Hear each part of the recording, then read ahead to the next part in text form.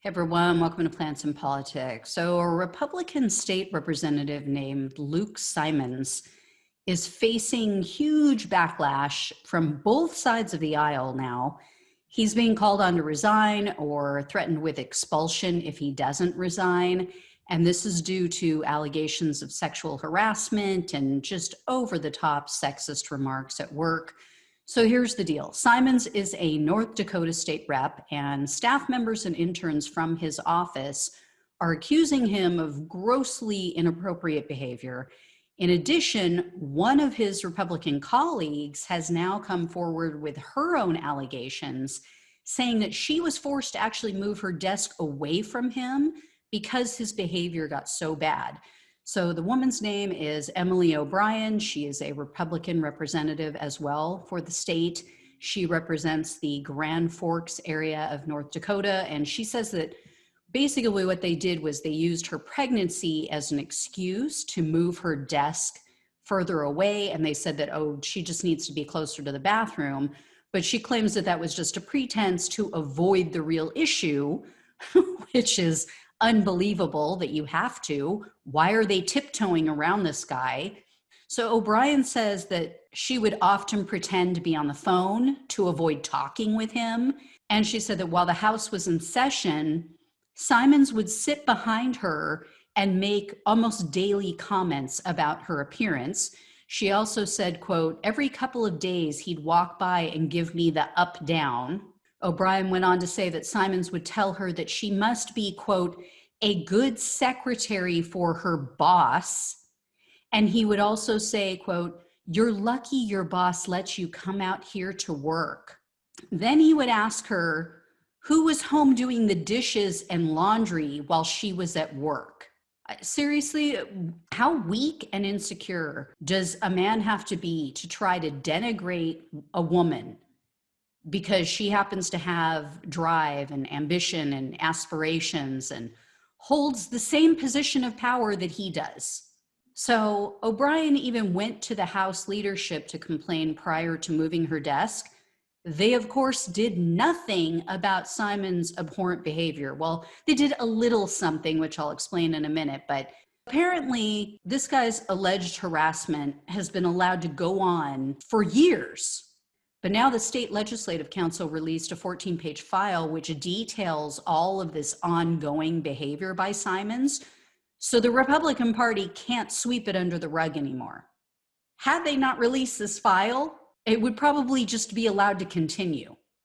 So here's what's in the file. It contains one accounting of one council employee who described Simon's behavior as, quote, really creepy. It also outlined numerous accusations made by staff members and interns who accused Simons of repeatedly making sexual advances towards them.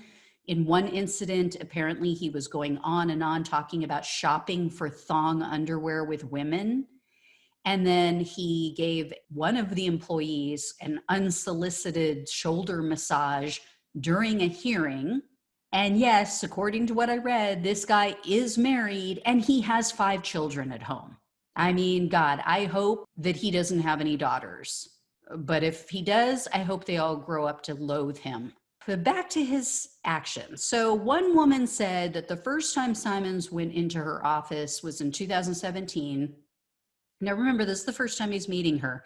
He, quote, leaned over the desk and made a remark about her eyelashes being very beautiful, sort of like his wife's. Another female staffer said that she wouldn't work with Simons after a conversation from 2018 that left her feeling, quote, extremely uncomfortable. And then just this year, Simons told another staffer, quote, I would like to put my hands in your hair.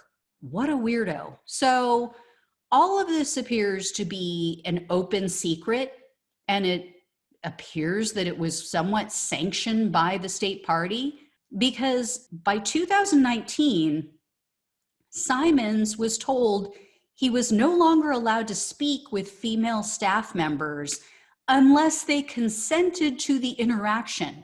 So he knew how they all felt. The party knew how they all felt and what was going on.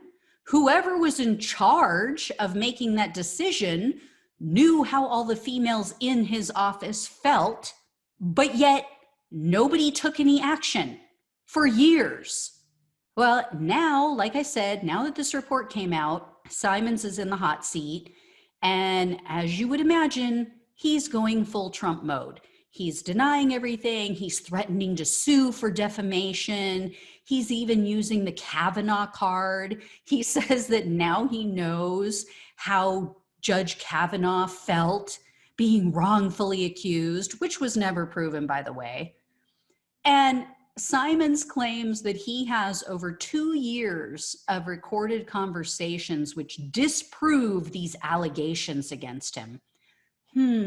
Where have we heard that before? Yeah, I'm sure these women are all saying, Lordy, I hope there are tapes. I mean, just like with Trump's BS about having recorded his conversation with James Comey, I'm not buying it. I think this guy is bluffing. So I would be like, yeah, great. Let's go to court. We've got this, 14-page file on you. Are you saying people have been setting you up for the last 3 to 4 years? It's not like he's being attacked by Democrats and he can use that excuse.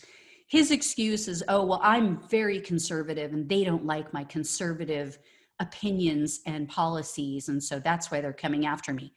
Dude, these are conservatives. These are your people. These are fellow conservative females in your office all saying, you're gross, you're creepy, you're coming on to them, and you're freaking married with 5 kids. Oh my God. But for 4 years, it was boys will be boys. No, we're not going back there. You're not going to chase your secretaries around the desk anymore. We're not doing that shit. Sorry, no. Try it with me. You'll end up with something stuck in your eye.